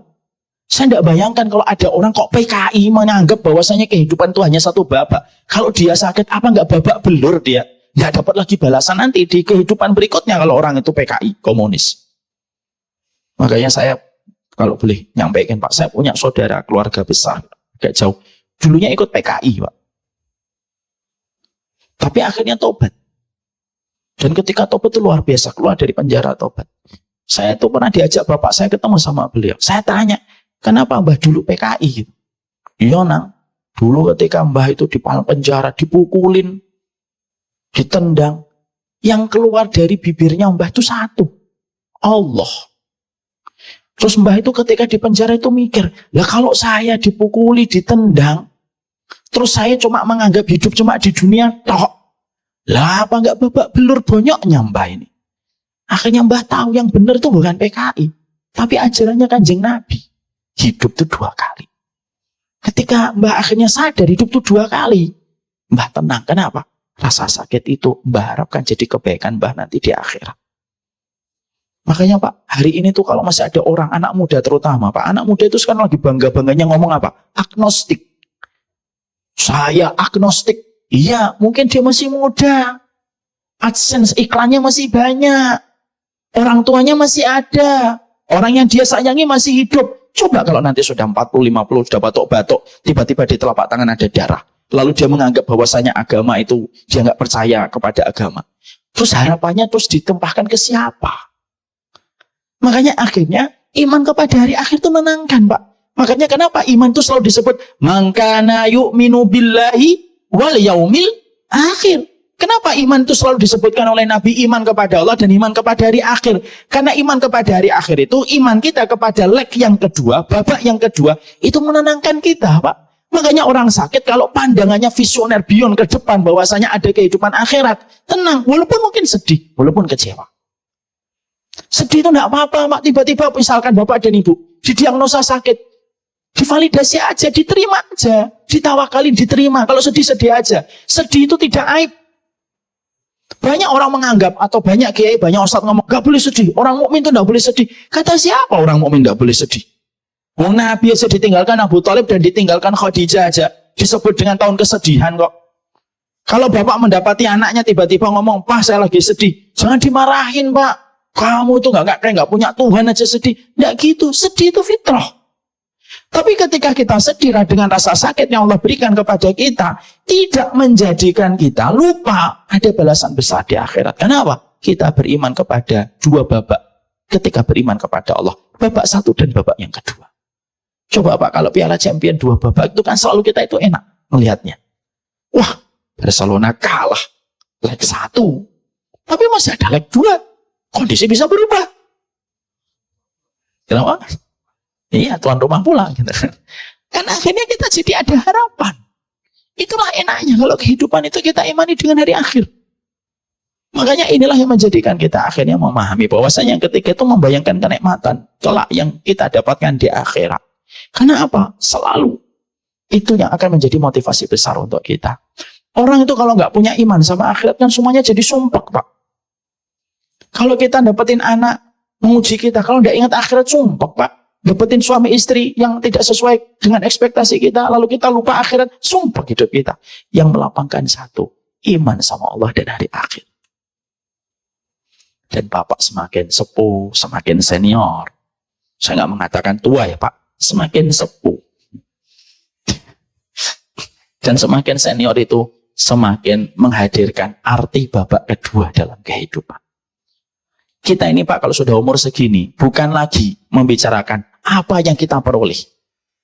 Tapi kalau sudah kayak bapak-bapak gini itu yang dibicarakan itu apa yang akan kita bawa. Karena setiap tema itu selalu dipengaruhi pada waktu kapan kita harus menyampaikan tema itu. Nah, itu yang ketiga. Yang keempat, melihat sisi lain dari penyakit yang diderita. Artinya Pak, Allah itu ketika memberikan kita penyakit, bagaimanapun Allah juga memberikan kepada kita berbagai macam sisi kebaikan yang sering kita lupakan. Bapak dan Ibu, saya sering menyampaikan ini dalam sebuah perkataan yang bagus. Ngelihat hidup itu harus dari kacamata helikopter view. Ya, supaya kita itu selalu mampu untuk menghadirkan alasan untuk bersyukur kepada Allah. Saya akan sampaikan sebuah kisah nyata, Pak. Semoga kisah nyata ini menyentuh hati kita. Ada seseorang lagi jalan, Pak. Pada setelah masa para sahabat. Ada satu orang lagi jalan di perbatasan wilayah kaum muslimin. Tiba-tiba mendengar seseorang berzikir, itu zikirnya keras. Apa zikirnya? Alhamdulillahilladzi faddalani ala katsirin mimman khalaqa tafdhila. Ya Allah, sesungguhnya aku sekali lagi bersyukur yang telah menciptakan kepadaku penciptaan di atas rata-rata manusia-manusia yang lainnya. Ketika orang ini lagi jalan mendengar zikir ini, kaget beliau. Ini zikirnya bagus banget ini. Pasti yang zikir dengan zikir yang semacam ini orangnya tinggi, putih, atletis. Pokoknya fisiknya istimewa. Karena rasa penasaran yang beliau dapatkan, dicari itu sumber suara dzikir itu. Dicari, Pak. Bapak tahu siapa yang ditemukan oleh beliau yang mengucapkan dzikir itu? Yang mengucapkan orang di pinggir pantai, ditemani kemah yang sudah sobek-sobek, matanya buta, tangannya buntung, kakinya cacat. Nah, yang nyari itu kan kaget. Pak, Bapak tadi yang dzikir dengan dzikir alhamdulillahilladzi faddalani ala katsirin mimman khalaqa tafdhila. Ya iya. Loh, Pak. Kalau semacam itu dengan kondisi Bapak mah nggak pantas dzikir dengan itu. Harusnya apa? Ya Allah, aku bersabar dengan apa yang Kau ciptakan diriku. Harusnya kan begitu, Pak. Tapi lihat, ternyata orang tua sepuh ini mengatakan kepada orang tersebut, sini, aku perlihatkan kepada dirimu. Bisa nggak Allah ngirimkan kepadaku halilintar untuk menyambarku dan menjadikan aku mati terbakar? Bisa. Tapi Allah tidak melakukan. Bisa nggak Allah menjadikan bumi yang aku sedang berdiri di atasnya ini atau duduk di atasnya ini terbelah lalu aku ditenggelamkan ke kerak bumi? Apakah bisa? Bisa. Tapi Allah tidak melakukan. Bisa nggak Allah itu mengirimkan lautan itu lalu menyambar diriku, menyeretku ke tengah lautan, lalu aku mati mengenaskan di tengah lautan tanpa mendapatkan air dan makanan? Bisa, tapi Allah tidak melakukan itu. Lalu kenapa aku tidak bisa bersyukur atas kebaikan-kebaikan itu yang Allah kirimkan walaupun aku dalam kondisi yang semacam ini? Masya Allah. Kenapa bisa terpikir halilintar? Kenapa bisa terpikir tsunami lautan dan bisa terpikir dengan permukaan bumi yang terbelah? Karena Pak, beliau melihatnya itu dari helikopter view. Kalau kita sakit, bagaimanapun kita harus ingat memang sakit itu berat. Tapi bagaimanapun bukankah kita juga melihat ada banyak kenikmatan yang Allah berikan untuk kita? Makanya maaf ya Pak, setelah itu orang tersebut, orang itu namanya siapa Pak? Abu Kilabah, yang disebut dengan Ayubnya umat Rasulullah, namanya Abu Kilabah. Maka setelah itu Abu Kilabah itu akhirnya beliau meninggal pada juga. Dan ketika meninggal, maka orang yang berjumpa dengan itu bermimpi berjumpa dengan Abu Kilabah di dalam mimpinya. Dan saat itu orang tersebut tanya, apa yang Allah berikan kepadamu wahai Abu Kilabah dengan seluruh kesyukuranmu ketika hidup? Perhatikan jawaban Abu Kilabah. Aku ketika meninggal dunia disambut dengan para malaikat dan malaikat itu mengatakan ucapan, Salamun alaikum bima sobartum. Selamat ya atas seluruh kesabaran kamu ketika di dunia. Karena memang surga itu diberikan kepada mereka yang bersabar. Makanya apa? Melihat sisi lain dari penyakit yang diderita. Ya, dan ini harus dipupuk, Pak, dengan kajian. Datang ke para wali-walinya Allah dari orang salih, dari ustadz-ustadz yang bisa memberikan harapan. Makanya maaf ya, orang kalau sakit jangan dibiarkan di dalam tempat tidur terus, lalu hanya melihat tembok. Ajak keluar. Datang ke kajian. Beri harapan. Ada banyak kebaikan yang sudah Allah kirimkan kepadanya, yang menjadikan dia tidak boleh hanya tertuju kepada penyakit yang dia derita. Itu yang keempat. Yang kelima, dikatakan oleh para ulama, yang kelima, selalu berprasangka baik dengan lintasan takdir. Artinya kalau sakit itu, bisa jadi orang itu menganggap sakit itu buruk, tapi di mata Allah itu baik, Pak. Sambilkan sebuah contoh yang sederhana. Ada orang datang kepada dokter. Lalu ketika dia datang kepada dokter, ternyata dia punya tetanus di kakinya, Pak, yang sudah parah. Datang ke dokter, maka dokter memeriksa, dan akhirnya dokter itu melihat, loh, tetanusnya sudah menuju ke atas.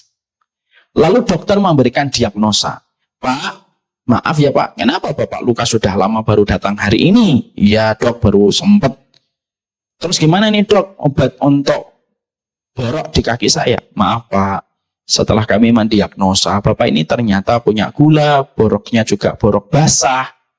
Dan kami harus menyampaikan, Bapak harus diamputasi. Ketika mendengar kata amputasi, mari kita melihat dua perspektif. Perspektif dokter dan perspektif pasien. Perspektif dokter, amputasi itu terbaik Pak. Kenapa? Kalau tidak diamputasi, merambah ke atas dan bisa menyebabkan rasa sakit puluhan kali lipat dan menyebabkan kematian. Tapi korban atau pasien melihatnya apa? Perspektifnya pasien itu ketika mendengar kata amputasi itu apa? Buruk. Kenapa? Dari dua kaki menjadi satu kaki. Dari asalnya bisa berjalan menjadi tidak bisa berjalan. Pertanyaan kita, kenapa terjadi dua perspektif antara pasien dengan dokter? Karena ilmunya dokter itu lebih banyak referensinya daripada ilmunya pasien. Lah pasien hanya melihat kaki yang terpotong. Dokter melihatnya lebih jauh. Karena penyakit itu sudah merambah ke atas secara diagnosa. Maaf ya Pak, banyak di antara orang yang sakit, inilah fungsinya ilmu untuk mengingatkan. Fungsi kadang-kadang orang sakit itu perspektifnya adalah sebagai pasien. Melihatnya buruk. Tapi ternyata perspektifnya Allah yang ilmunya tiada ending dan tiada finish itu jauh lebih baik. Dan kita terkadang suka memaksakan takdir dengan cara sudut pandang akal kita yang sangat terbatas, Pak. Ya enggak ketemu, Pak. Wong akal kita cuma segenggam kok. Ilmunya Allah seluas semesta yang tidak ada ujungnya. Ya enggak ketemu. Yang bisa mempertemukan satu. Kita ridho kepada takdir itu. Ini ada sebuah kisah, Pak, nyata. Ada murid saya, ini adik kelasnya ini. Dulu ketika umur 21 tahun, Pak. Bukan beliau ya Pak, ini belum pada nikah ya. 21 tahun kakaknya dia, kakak kelasnya dia, itu tiba-tiba ngotot minta nikah. Saat saya mau nikah, lah baru selesai di pondok. Ngapain buru-buru nikah? Nantilah nak khidmah dulu sama orang tua, bantu dakwah dulu. Kalau sudah settle nanti baru nikah, umur 24, 25 lah. Saya mau nikah Ustaz. Nanti saya mau nikah. Sampai nggak bisa diapa-apakan itu keinginannya untuk menikah Pak. Saya sampai sempat mikir, tumben ada santri saya dia kasih tahu tuh, dia agak susah nerima. Dia ngomong, saya maunya nikah Ustaz. Sabtu tahu nih. Akhirnya beliau nikah Pak. Dan sempat saya mikir, kenapa kok ngotot banget nikah? Sempat saya investigasi. Kamu udah punya pacar ya? Mungkin enggak Ustaz. Tapi saya memang mau nikah. Akhirnya Pak terjadi pernikahan di awal-awal pandemi Pak. Di Cikarang. Menikah beliau. Maka setelah terjadi pernikahan saya sudah melanjutkan kehidupan, dia menjalankan kehidupan juga masih di sini. Tiba-tiba Pak, ternyata Pertanyaan saya terjawab setelah beberapa bulan. Apa yang terjadi? Dia menikah, betul-betul yakin mau menikah dan tidak bisa sama sekali diundurkan. Ternyata 3 bulan atau 4 bulan setelah itu, bapaknya kena stroke di Sumatera. Jatuh, dirawat di rumah sakit 2 hari, 3 hari, meninggal dunia. Baru aja bapaknya meninggal dunia, ibunya dibawa pulang ke kampung asalnya di Jawa. Tidak sampai 2 bulan setelah itu, ibunya tiba-tiba malam pusing, subuh meninggal dunia. Setelah itu saya baru akhirnya mendapatkan, oh hikmahnya ini. Beliau punya adik 4, Pak. 2 perempuan masih kecil-kecil, kelas 3 SD, kelas 2 SD. Yang 2 laki-laki, Pak. Akhirnya saya baru tahu hikmahnya. Oh hikmahnya, Allah yang memaktabkan hatinya untuk nikah. Kenapa? Allah tahu betul. Nanti bapak ibumu meninggal. Kamu nikah. Supaya kamu punya partner untuk mengasuh adik-adikmu yang kecil. Dan maaf Pak, putrinya istrinya itu betul-betul menggantikan posisi ibunya. Yang akhirnya merawat kedua adiknya Pak. Itulah hikmah Pak. Allah itu tidak mungkin menetapkan sesuatu celing simsalabim tanpa ada sebab. Tidak mungkin Pak. Orang arsitek saja, semakin pintar arsitek itu, dia semakin merencanakan satu gedung, setiap sudut di gedung itu tuh selalu ada penjelasannya. Kenapa ada titik ini? Instruktur apa? Ya apa? Arsiteknya bisa jelasin. Kenapa ada space ini Pak? Ini untuk ini Pak. Ini kenapa ada ini? Ini untuk ini Pak. Itu arsitek Pak. Nggak ada arsitek ulung kecuali setiap sudut itu terpakai Pak. Coba lihat arsitek di sini. Ini arsitek biasa aja. Setiap sudutnya terpakai. Allah tidak mungkin Pak dengan sifat alimnya kalah dengan arsitek yang ketika merencanakan satu bangunan dengan detail, lalu Allah tidak detail ngurusin kita. Tidak mungkin Pak. Allah aja detail ngurusin alam semesta. Tidak mungkin Allah tidak detail ngurusin kita Pak. Dan itu yang menjadikan kita paham tadi. Kehidupan itu kita harus maknai bahwasanya ada hikmah terbaik dalam apa yang Allah berikan dalam proses takdir ketika Allah tiba-tiba menjadikan kita itu sakit dan husnudon sama Allah. Bapak dan Ibu maaf ya, kalau ada yang sakit hari ini sedang berjuang mengatasi rasa sakitnya, husnudon sama Allah. Kalau tiba-tiba sesak dadanya karena mikirkan sakit itu tidak kunjung sembuh, ucapkanlah dzikir. Raditu billahi robba wa bil islami dina wa bi Muhammadin nabiyya wa rasulah. Ridho. Karena orang kalau sudah ridho, tidak ada tempat kembalinya kecuali adalah tempat keridhoan. Dan tempat keridhoan itu surga. Itu yang kita harus pahami. Yang keenam, memperbanyak doa. Makanya salah satunya kalau ada yang sakit itu rajinlah memohon tawasul doa dengan doanya Nabi siapa? Nabi Ayub. Ini masaniyal durru wa anta arhamur rahimin. Nabi Ayub itu sakit, pikirnya ini doang Pak. 18 tahun, sembuh total tanpa meninggalkan bekas. Mari kita coba lafadzkan bareng-bareng. Ini Rabbi, ini masaniyal durru wa anta arhamur rahimin. Dan itu yang kita lazimkan setiap waktu. Minta kepada Allah, Allahumma afini fi badani, Allahumma afini fi sam'i, Allahumma afini fi basari. Minta kesehatan setiap waktu kepada Allah. Kemudian yang berikutnya, yang ketujuh, jangan pernah meminta mati. Udahlah doain saya mati aja cepat, jangan Pak. Makanya Rasulullah mengatakan, idza kana labudda minhu fa'ilan. Kalau memang terpaksa karena rasa sakit yang kamu terima itu berat, mintalah doanya itu begini. Allahumma in kanal hayatu khairun li fahayyini wa in kanal wafatu khairun li tawaffani. Kalau memang sakitnya sudah semakin berat dan semakin berat, maka kata Rasulullah, mintalah kepada Allah dengan doa pada redaksi ini. Ya Allah, kalau memang hidup baik untukku, hidupkan aku. Tapi kalau memang mati itu baik untukku, matikan aku ya Allah dengan apa yang Engkau ridhoi.